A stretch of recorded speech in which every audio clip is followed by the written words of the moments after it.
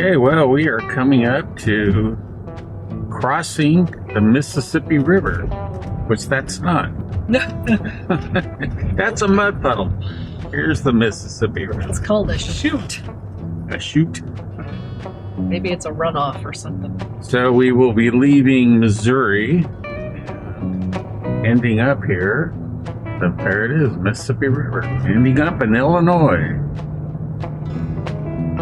So actually, one of the places that we were originally going to go was all the way up in St. Louis, very close to the river. And that's why we came up this far to start with, but it turned out that the area was closed. It's sacred Indian mounds, and we are actually going to be going to several Indian mound areas, the Mississippian culture, they call it. So that was the Mississippi River, and we are now in Illinois. Popeye statue. Popeye statue. Seriously. Stop to see the Popeye statue now. There he is. Can you guys see the Popeye statue there? Did I get a better picture of him? Nah. If you can't see him, probably not worth seeing. Google him. Google. Why is there a Popeye statue? Oh, it's the home of Popeye. Popeye here. We'll go check this out. There you go. I don't know why. We'll have to do a little research as to why Chester is the home of Popeye. All right, Carol's getting a picture of the Popeye sign, and also I wanted to get a shot of the Illinois. Welcome to Illinois. Land of Liberty. And then here. The mental health center at the penitentiary.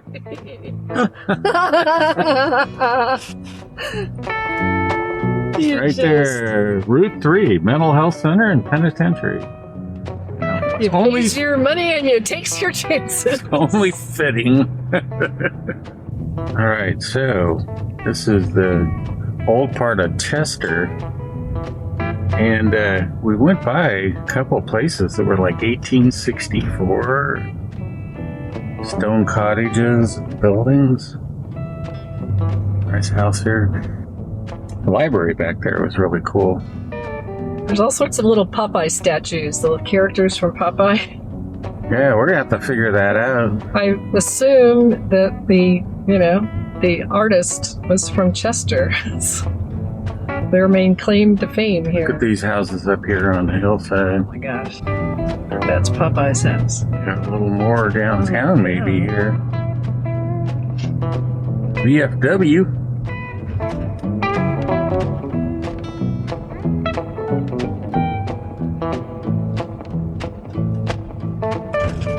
Old Gilster Milling Company. It's a great building. Interesting. Historic Chester. They have another Popeye statue apparently. Fort Kakaraka. Kaskaskia. Kaskaskia. So this was a big port town. So I'm sure that it's got some stories to tell other than Popeye. Oh, Popeye and Blimpie, or was it Blimpie and Wimpy and olive oil? Slots.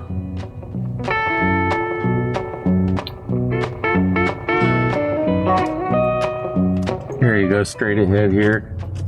I don't know what that is. I don't know who. I don't Is that know. Pluto? It's Pluto. Pluto? Pluto. Here's a sheriff. You saw a lot of Chester here.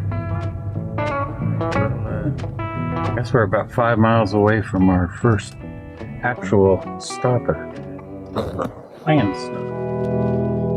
Well, you like this plaid shirt, by the way? I forgot to bring any flannel shirts, and I really don't need it here. But we had to stop at Walmart and get a flannel shirt. I should have taken it off. But anyway, it's not the point. We are here at our first stop, planned stop for the day. And this is a historic site. And I actually saw a vlogger here, boy, not all that long ago.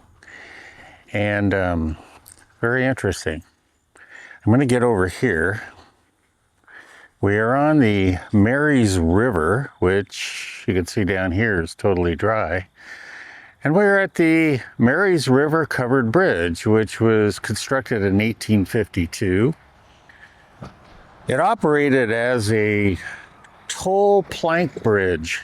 I guess it was open until 1930, but it was like in the 1970s it was a toll bridge, and then it was sold in this to the county in the 1870s. So we don't know if it was still a toll bridge, but I'm going to show it to you. Real interesting. It's been destroyed. The roof is totally collapsed. So I don't know. And obviously we're right on the highway. But it was the important toll road because it connected the agricultural towns upstream to Chester, which we were just through.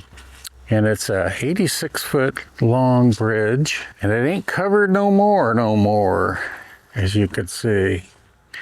Well, that's a bummer. So it is the only covered bridge left. Well, In southern Illinois. it was a covered bridge. It was a.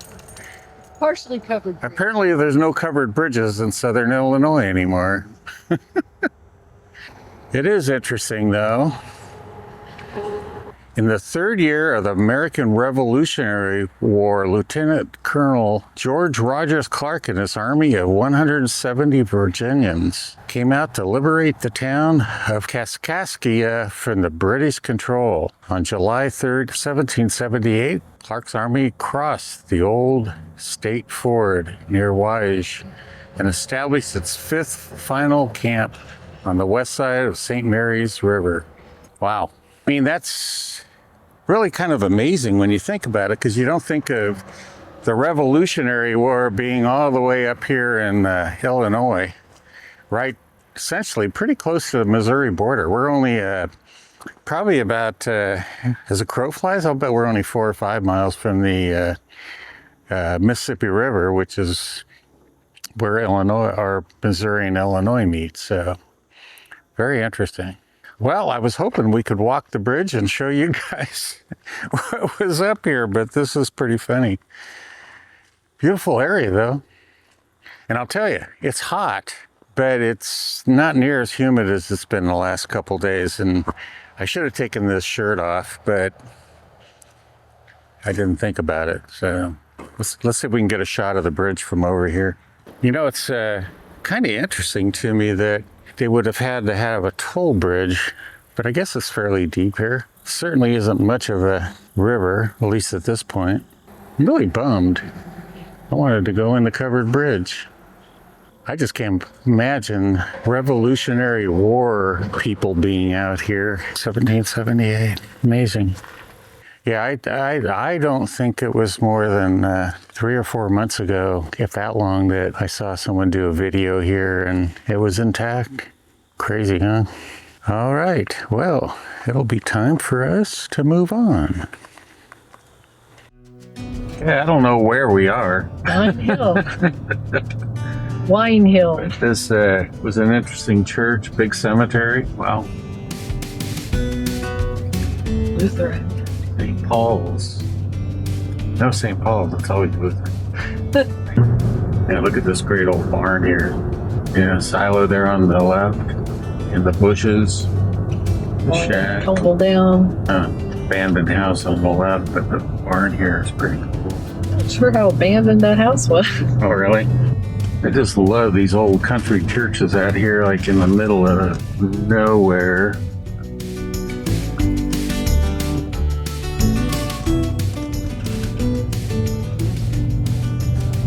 This one must be pretty active. It's got some really new Killdeers out there. some really new gravestones and some obviously really old ones. Yeah, I mean, this church, like, literally is just pretty much in the middle of nowhere. And it's got the sculptural tin siding on it, so you guys can see that. It's really interesting. Great stained glass windows. We'll see what it is here in a second. I don't know in Missouri where it's going to be as much Baptist Methodist. I'm gonna make a guess on Or no, this. it is what? It's in Emmanuel Lutheran. Another Lutherans. Seems like it's very 1908. very Lutheran over here in Illinois. It's mostly Must be a lot of German settlers. well, we are in the town of Murphysboro. Burrow. Murphysboro. Nice mural there. That's a very nice mural. Pretty cool. So we just came in here looking for something to eat. It was really off our route.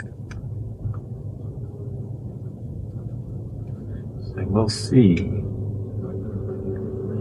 Cool theater there. I don't know if you guys would have seen that mural that was a little bit down a side street there. I guess they're either taking down the welcome sign or putting it up. John A. Logan. Who's John A. Logan, I wonder? General. Home of General. Founder of Memorial Day. Oh. So I keep looking for something like a There's a, looks kind of interesting over there, doesn't it? cafe or something. Yeah. Oh, this building right here on the end. Lodge. Murphysboro Lodge. AF and AM. I'm sure it's some fraternal thing. That's got a Mason's up above the door in the glass. See it? Yeah. Isn't that Mason's? Yep. Sonic. Courthouse, I guess. Bruce Brothers Tap Room. Yeah, so it's not open. Italian Ristorante. It's not open either. What's with these places? What? Oh, it is open. Is it? People are sitting inside. Yeah, but there's no tables aren't down outside, right? There's no chairs at any of the tables. No. Or in chairs. So we stopped here at Kumari's Italian Ristorante. And we're sitting outside here with Trigger. We got an order now. We had a calzone for lunch and At Gumare's Ristorante, it was, across from the courthouse. it was excellent.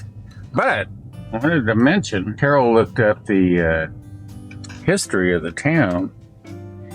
And in, was it 1925? Mm-hmm. I'm looking at my directions here as I'm driving.